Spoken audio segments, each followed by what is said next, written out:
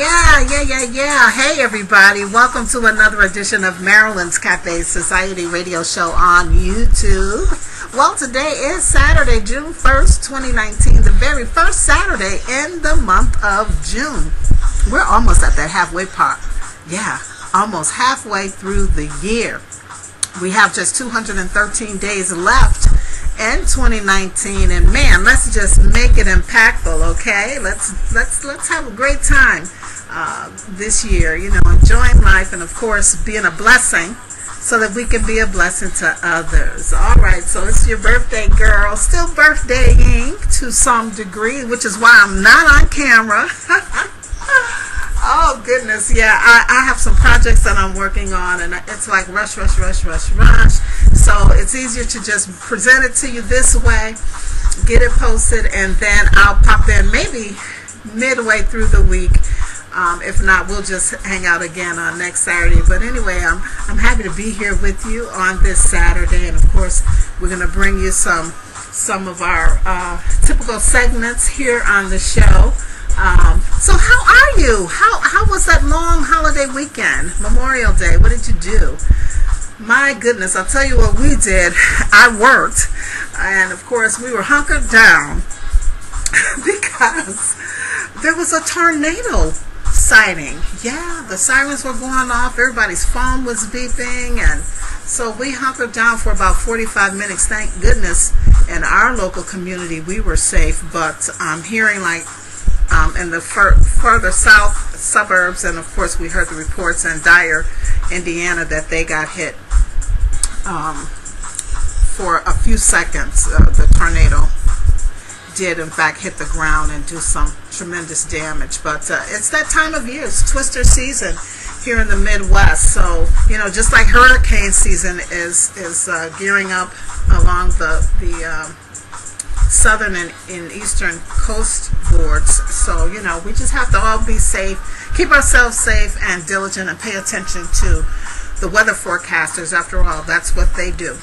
They try to keep us safe. All right, so let's get into some on this day in history. Well, back in 1940, coffee and tea was rationed in the Netherlands, and that was all due to World War II.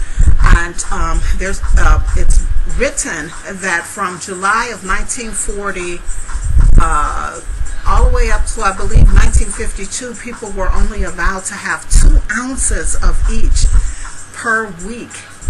And it's written that tea was rationed for more than 12 more years.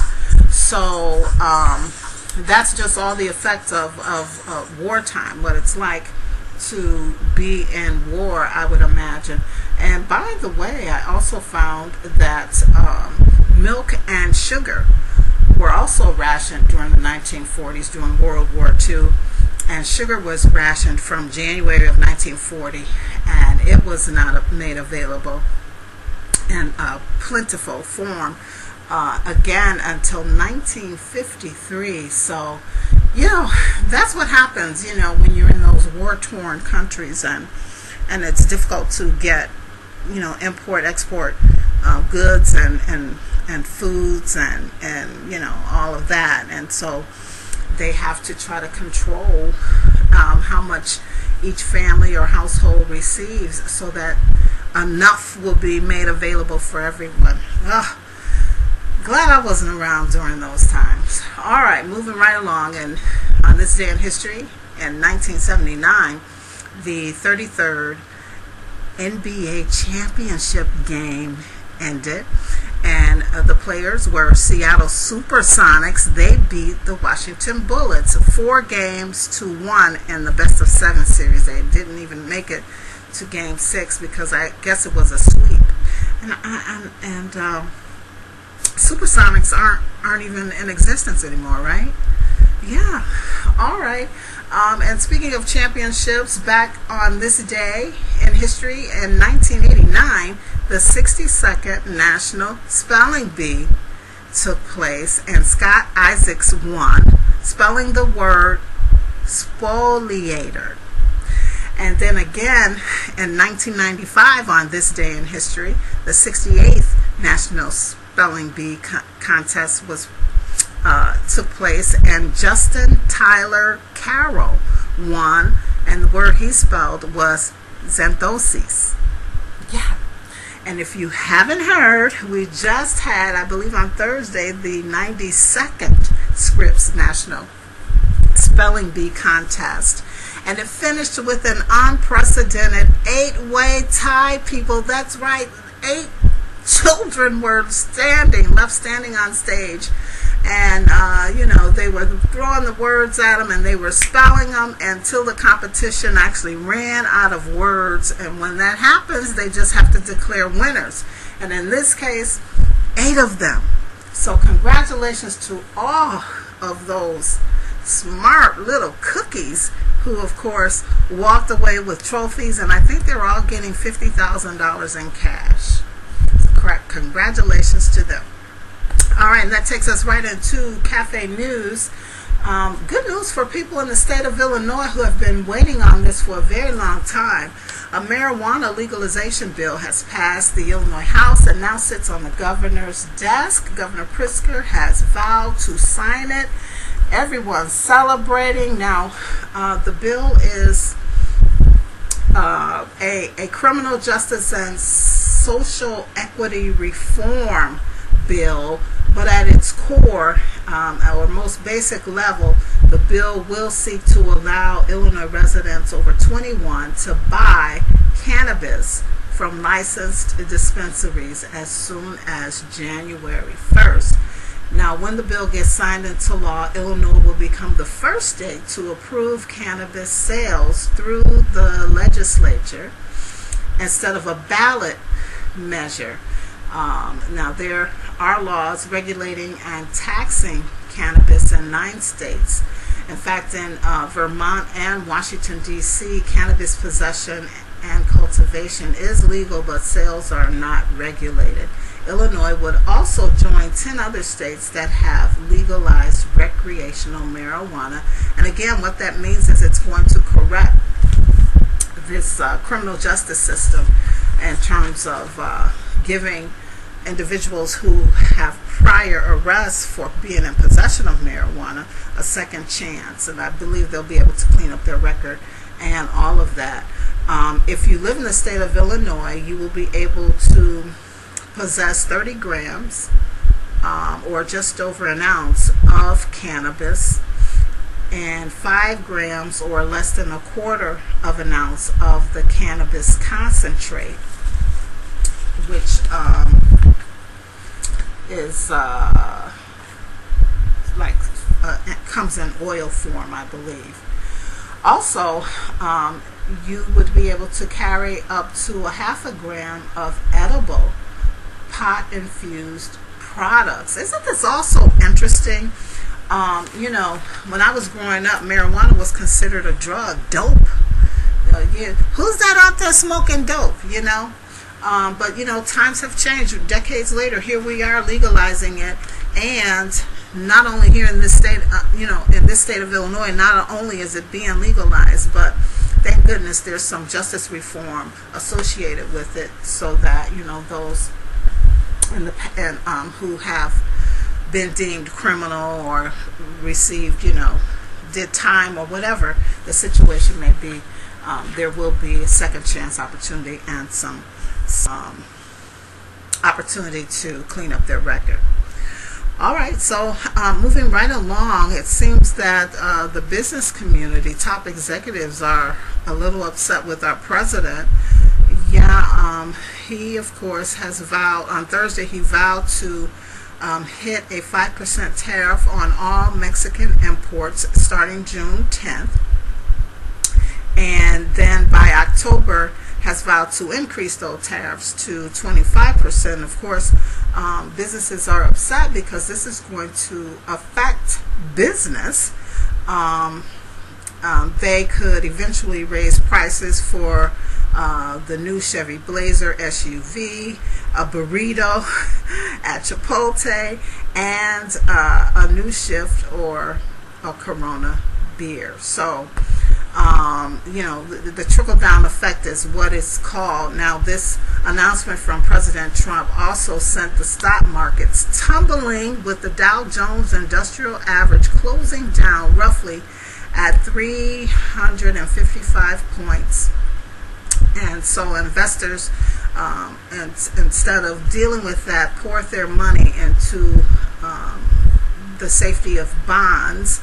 Of course, this all signals that they are very, very concerned about what this new tariff or proposed tariff could do, the effects it could have on business. And according to reports, this has all come as a surprise to many companies, because they had just got confirmation from the Trump administration that they renewed its push to win congressional approval for the United States-Mexico-Canada trade agreement, which is its updated form of NAFTA. So everyone's scratching their head and a bit upset about what's happening with the possibility of these tariffs being aimed, or increased tariffs being aimed at Mexico. We'll watch it and see. So as I just said, the Dow was down just under 355 points. The S&P 500 was down almost 37 points, and the NASDAQ was down about 115 points. Companies affected included Nutanix Inc., which was down $4.60. They're a cloud computing service company. Also down was the Gap by $1.92. And General Motors also was down a dollar, almost $1.50. Those doing okay, surviving the news, was the TiVo Corp, who is a digital video recording company. They were up 44 cents. Williams Sonoma was up also almost $7. They sell cookware and home furnishings. And Okta Inc. was up almost $7. They're that cloud identity management company. All right. Oil was down $3.09. The price of gold was up $18.70. And the euro is still hanging in there. They're up just a fraction of a penny. And that is it on your Business News Cafe News Talk. Let's jump into some entertainment news. I found this one interesting, guys, because we had just talked about horror films last week when I popped in for a quick show. And, I professed my hesitation to go see horror films. I'll see them in the daytime. And I'm really interested now because I just read that Octavia Spencer, who we know from The Help, Hidden Figures, and The Green Book, and some other films, she has finally landed a leading role of a different kind in a new horror film called Ma. And the film is a movie in which she plays a small town woman who buys beer for some local high school students and lets them party in her basement before things take a sinister turn. Now, it opens nationwide this weekend and is unlike anything that audiences have ever seen Octavia Spencer play before. She's always played these roles as the nurturer, the sage roles.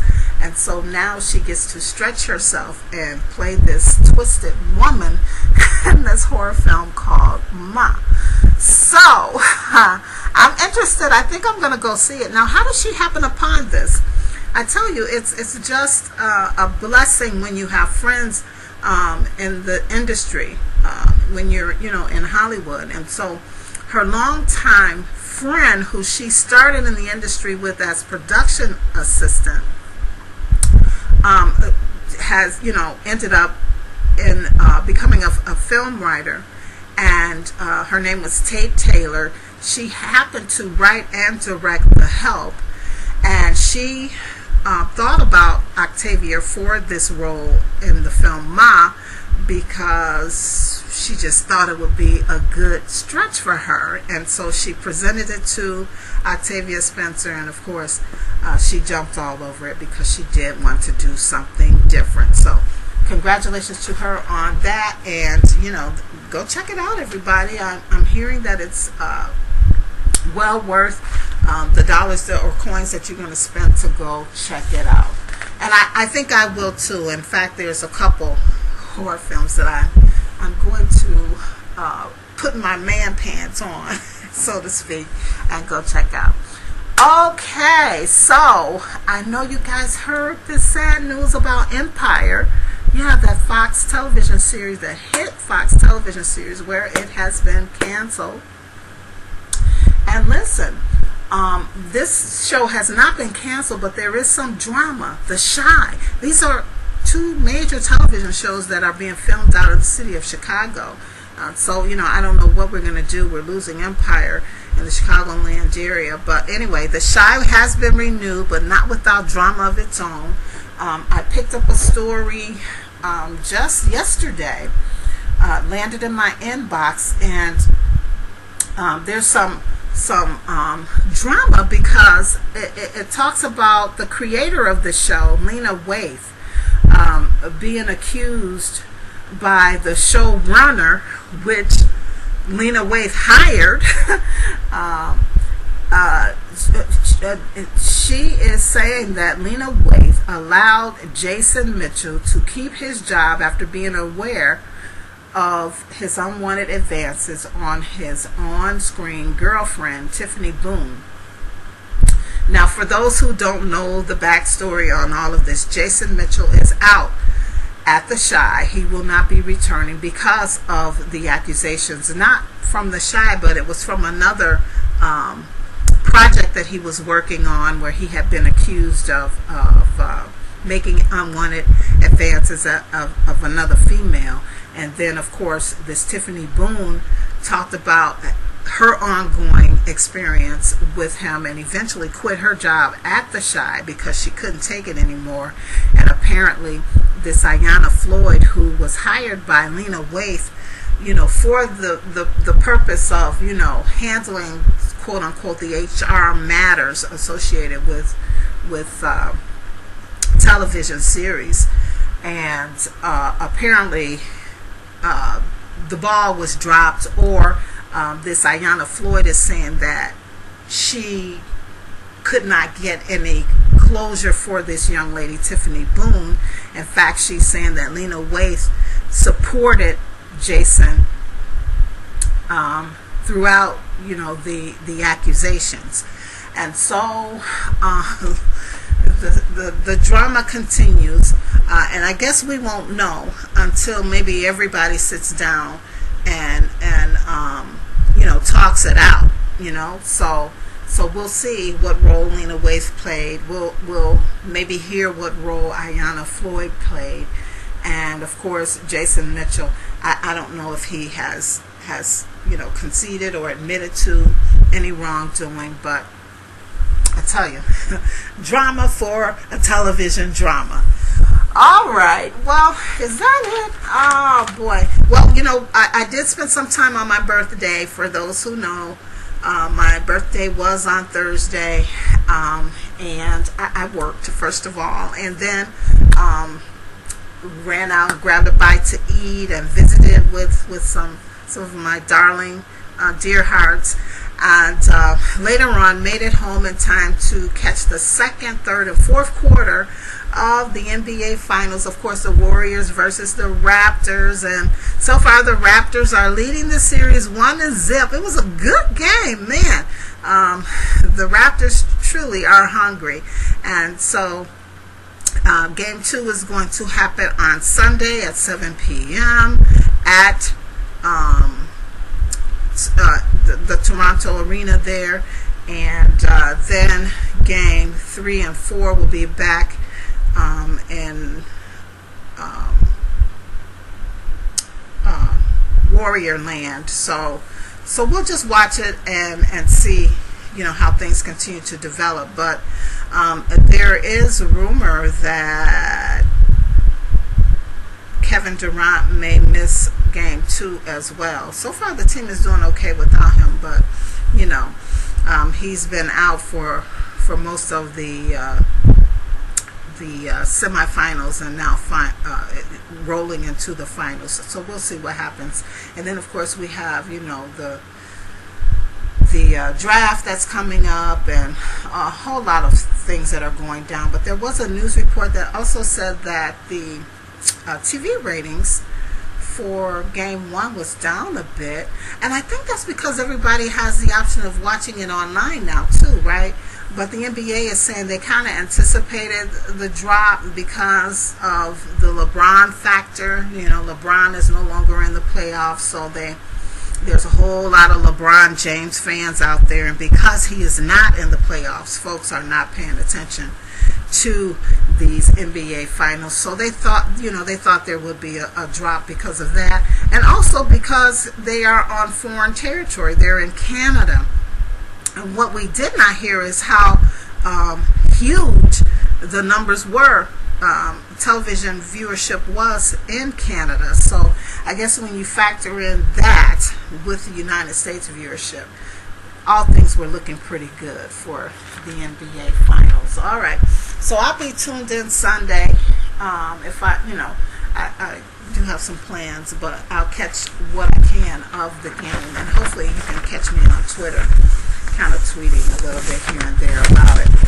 The ladies, the WNBA season has started, and so far in the Eastern Conference, it looks like Connecticut is leading, and in the Western Conference, Minnesota is leading, and we'll be watching them and supporting them as well. All right, guys. Well, listen, I got to get on with my day. I got so much to do. I don't know where to start. Well, yes, I do. I know where to start. But, yeah, look for me. The blog is up, too. So be sure to check out this week's blog. I just did it last night because of my schedule. So check it out. It's very interesting and insightful.